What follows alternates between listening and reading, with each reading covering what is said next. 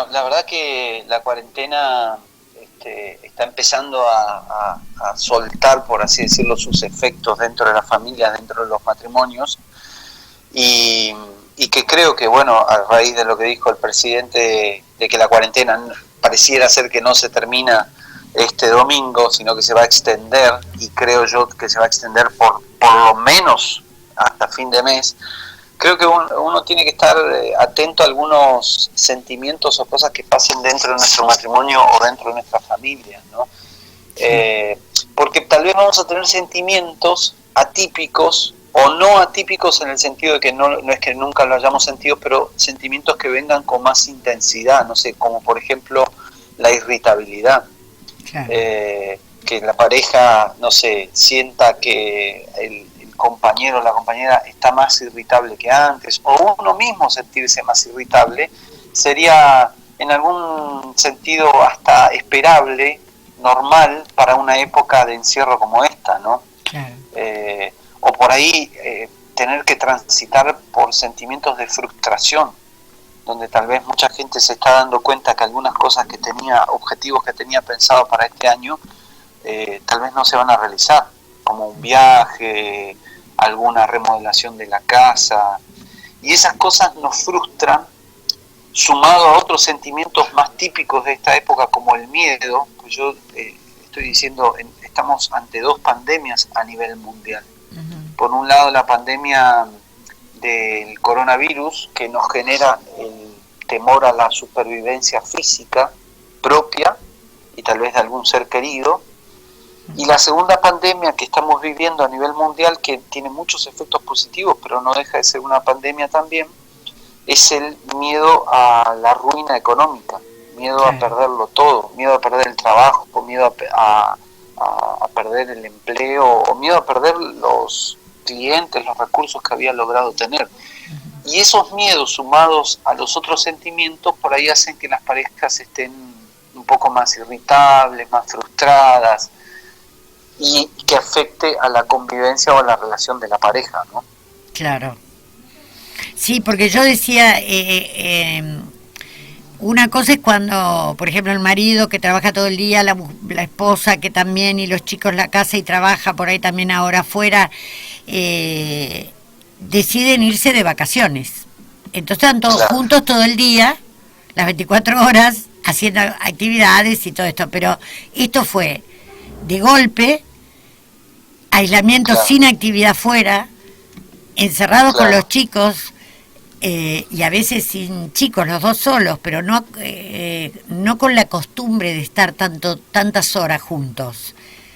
Y yo Claro, aparte hay otro fenómeno que se está dando en este tiempo, y es que por más que la pareja esté viviendo, supongamos un matrimonio recién casado, una pareja que convive hace poco tiempo y no tiene hijos, también esa pareja ha perdido la intimidad, porque a lo largo de este tiempo me han hecho entrevistas desde todos lados, y yo pensaba, hoy de hecho atendía a una chica que no tienen hijos, que está en pareja pero no tienen hijos, y ella me decía que tenía una entrevista con un CEO de un banco, de su banco donde trabaja, muy importante, y del otro lado su pareja haciéndole señas si podía tocar la guitarra, y viven en un departamento de un ambiente. claro, Entonces, esa pérdida de intimidad, es decir, de que el otro me vea trabajando a mí, cosa que nunca antes me había visto trabajando.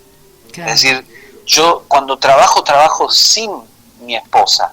Estoy en un ambiente donde tengo cierta intimidad para ser yo mismo, y esa intimidad se ha perdido, porque incluso aquellos que trabajan desde el hogar han perdido la intimidad de poder hablar con un jefe o claro. con un empleado sin la presencia de una esposa, porque son roles que estamos acostumbrados a hacerlo solos. Uh-huh. Entonces, eso de alguna manera ha cambiado, y inevitablemente hace que las relaciones en la pareja cambien, a veces para mejor. Ayer me decía una persona de que su pareja la estaba viendo trabajar, y después de observarla durante un tiempo en la cuarentena, le dijo, ahora entiendo Claro. por qué siempre venís estresado a casa. Y lo pudo comprender, pero a su vez de alguna manera esta persona tenía digamos, el estrés de tener que producir trabajo delante de personas que no están habituadas, que no pertenecen a ese ámbito. Claro. Y todos estos cambios producen un estrés que hacen que las interacciones en la pareja o en la familia cambien, ¿no? Y claro, también esto de vos decías, me doy cuenta que por qué volvés estresado, y también puede pasar que empiecen a admirarlo o admirarla, ¿no? Exactamente. A decir, bueno, mirá, yo no pensé que tu rol era que era tanto. Tan fuerte. Exactamente. Sí. Todo lo que estamos viviendo se puede leer de cualquiera de esas dos maneras. Seguro. Es decir, de una manera negativa, pesimista y claro, sí, yo, no sé, leerlo mal o leerlo de manera positiva. Están sucediendo cosas interesantes, ¿no? Ayer me contaba un paciente de que recibió un mensaje de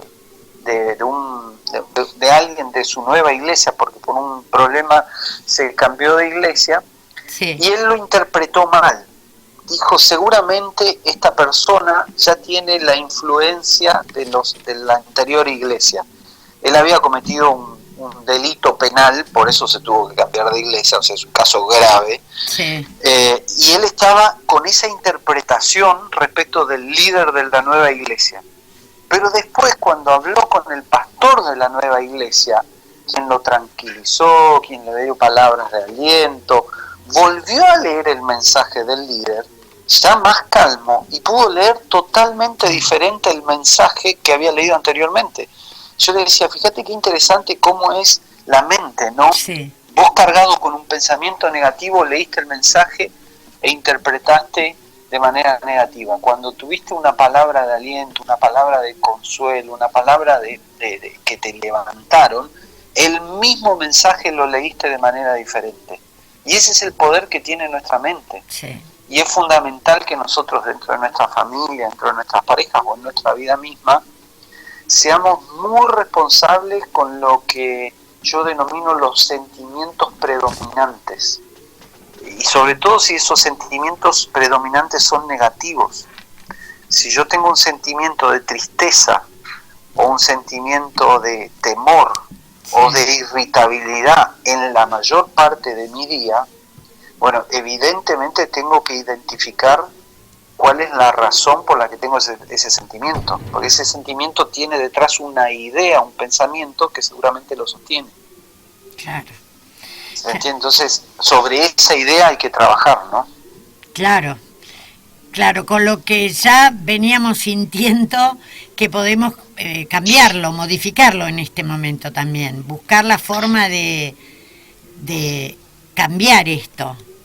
Claro, por ejemplo, si una persona, para poner un ejemplo y que se entienda, ¿no? Sí. Si una persona tiene miedo a perder su empleo o miedo a que el dinero no le va a alcanzar, y ese sentimiento es predominante, aparece varias veces al día, yo creo que hay que ver el pensamiento, y el pensamiento que sostiene ese sentimiento tal vez es, siento que Dios no me va a poder bendecir, claro, porque Dios no tiene los recursos.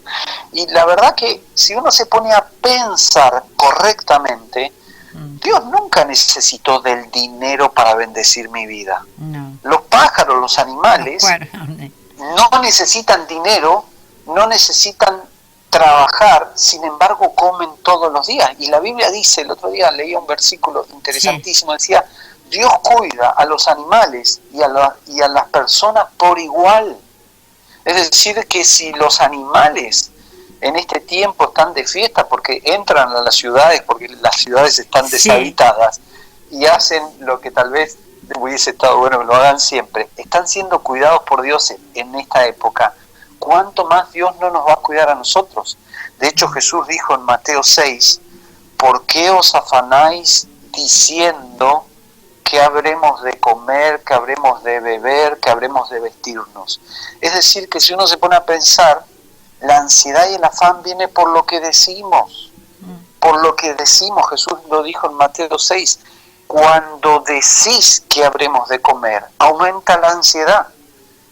Si otro texto que a mí me gusta mucho y es conocido, ¿no? El Salmo 23 dice, Jehová es mi pastor, nada me faltará. Y no dice Jehová es mi pastor y mi trabajo me da la seguridad, entonces no me falta nada. No, es Jehová nuestro pastor. Y cuando nosotros hacemos de Jehová nuestro pastor, la Biblia dice nada. En ese mismo Salmo, David, un par de versículos más abajo, dice, aunque ande en valle de sombra de muerte, no temeré mal alguno. Es decir, él no estaba en valle de sombra de muerte. Sin embargo, él habló en futuro. Hoy no me falta nada, Jehová es mi pastor. No me falta nada hoy y no me va a faltar nada ni aunque ande en valle de sombra de muerte. Entonces, nosotros tenemos que entender que el salmo más conocido de toda la Biblia empieza hablando de un tema económico, de un tema financiero. Es decir, David empieza diciendo, nada te va a faltar, ni aunque andes en un valle de sombra de muerte. Pero cuando uno logra pensar esto, cuando uno logra entender y creer que si la Biblia lo dice es así en nuestras vidas, ese pensamiento de temor desaparece, se tiene que ir, porque ahora yo tengo un pensamiento de fe, de esperanza, que siempre fue así en mi vida, que siempre Dios me suplió con toda la necesidad que tenía. Entonces ahí es donde el sentimiento, literalmente, y este es un fenómeno psicológico y espiritual, donde nosotros logramos cambiar un sentimiento negativo por uno más optimista y más saludable, ¿no? Sí, sí. Sí, y hasta llega a sorprendernos Dios, cuando menos lo esperamos, como vos bien decís, no depende del dinero, y nos sorprende cuando creemos todo esto, porque se puede decir que en este momento, si uno lo ve en forma negativa y solo lee una parte de este versículo, nos quedaríamos que ahora viviríamos supuestamente en un valle de sombra y de muerte, ¿no es cierto? En este pandemia en el mundo, pero después él nos dice que aunque estemos pasando este momento, nada nos va a faltar, ¿no? Y hay que ver qué creemos, si lo primero o lo segundo o realmente el versículo entero, que exactamente eso, ¿no? Sí, de hecho este salmo termina diciendo algo que es todavía más extraordinario. Él termina diciendo, ciertamente el bien y la misericordia me seguirán todos los días de mi vida, no los días sin coronavirus, todos. No los días sin pandemia, todos. El bien y la misericordia de nuestro Dios no han dejado de seguirnos. Es extraordinario. Yo creo que como mundo estamos pasando por una situación muy grave, pero es una oportunidad maravillosa la que estamos viviendo. Como el otro día yo leía en mi Biblia que Dios decía a través de David en un salmo, todas las naciones reconocerán que yo soy Dios. Y yo pensaba, cuando leía este versículo, Dios llamó la atención sobre esto y medité un poco en eso, dije, ¿cuántas veces a lo largo de mi vida habré leído este salmo? Porque yo soy un practicante lector de la Biblia, digamos, trato de leer la Biblia aún a pesar de que a veces no tengo ganas, ¿no? Sí. Entonces digo, habré leído más de 30 veces, porque los salmos completos los habré leído más de 30 veces a lo largo de mi vida. Y digo, ¿cuántas veces lo habré leído? Y seguramente habré pensado, para que todas las naciones reconozcan que Dios es Dios, y tenemos que pensar en la segunda venida de Cristo.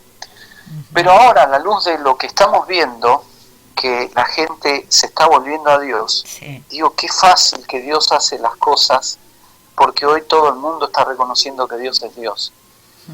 Y si hay algo más extraordinario aún, siempre pensábamos que la segunda venida de Cristo va a estar asociada a que el Evangelio va a llegar a toda la tierra, y durante muchos años, muchísimos años, la Iglesia ha estado invirtiendo en misioneros, cosa que me parece extraordinario, sí, para que el Evangelio de Cristo llegue a todo pueblo y nación. Y hoy, a través de esta pandemia, Dios nos ha mostrado que el Evangelio puede llegar a toda nación a través de Internet, a través de mensajes que están corriendo por todas las redes, y ni siquiera hace falta personas.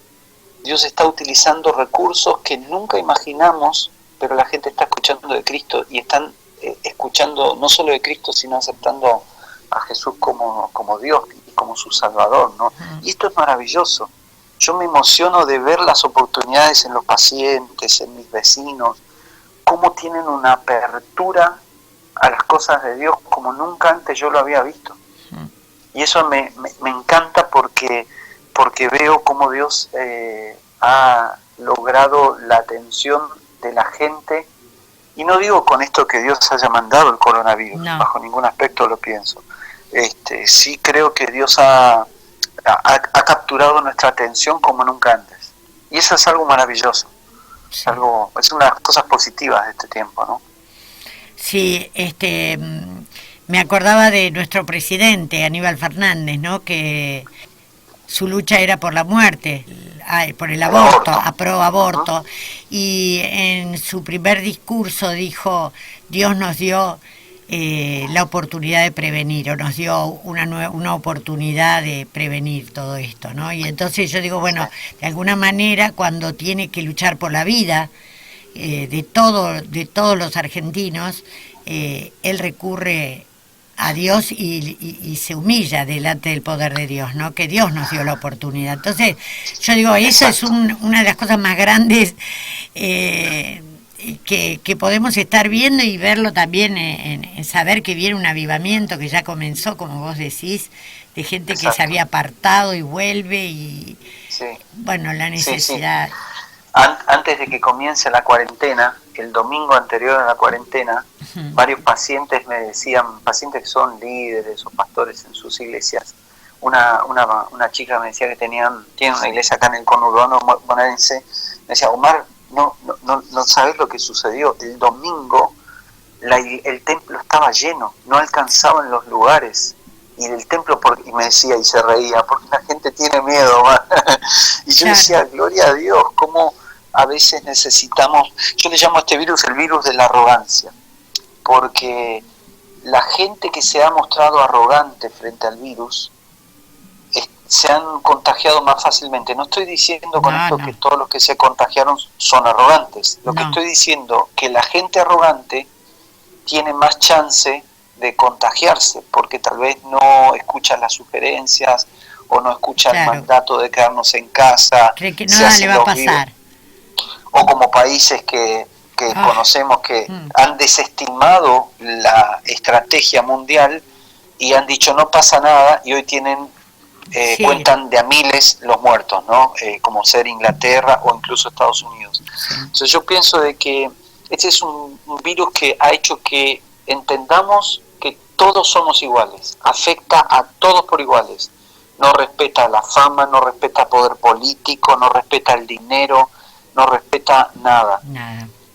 Nos ha igualado como seres humanos, y eso es algo bueno, porque hoy podemos entender que o salimos todos juntos, sean uno, para que el mundo crea, o vamos a seguir teniendo esto en medio nuestro. Pero además nos ha hecho humildes y nos ha hecho sensibles, porque hemos entendido que somos seres vulnerables. Entender que nos puede pasar y que podemos no sobrevivir nos hace ser sensibles a cosas importantes en la vida. Salomón dice en uno de sus proverbios: mejor es estar en un velorio que en una fiesta. Y la sabiduría de Salomón nos invita a meditar. Salomón, pero es más divertido estar en una fiesta que en un velorio. Sí, pero es mejor, porque el velorio te conecta con las cosas esenciales de la vida, con poder abrazar a un hijo, con poder decir a través de una videollamada a tu papá, a tu mamá: te quiero, sos importante, fuiste un buen papá. Y esas cosas, a cuidar una pareja, que es lo que empezamos hablando, a cuidar a mi esposo, a mi esposa. Entonces yo creo que recién terminaba la sesión con un muchacho que a raíz de todo esto empezó a vivir la cuarentena con una novia, un muchacho que no está casado, pero está viviendo la cuarentena con su novia. Entonces él me decía: mira, Omar, a raíz de todo esto estamos pensando en formalizar nuestra relación, pero bueno, vamos a ver de acá 2 o 3 meses. Y yo le decía: mira, tuviste 20 días para probar la excelencia de tu relación y no tuviste mayores inconvenientes. Creo que un dicho que a mí siempre me sirvió es: si querés estar demasiado seguro, ya es tarde. No esperes a estar demasiado seguro. Siempre. Hay cosas que las tenemos que hacer, y este tiempo, como este muchacho, darse cuenta que está en una pareja que no necesita más seguridad, son gente grande, Claro. muchachos ya de 32 años, no estamos hablando de chicos de 22. Entonces ya está, ya es tiempo de formalizar y de darle seriedad a los vínculos y de respetar y de cuidar a la persona que tenemos al lado, ¿no? Que es un poco de todo lo que estamos viviendo hoy en nuestro mundo. Así que yo en ese sentido estoy optimista.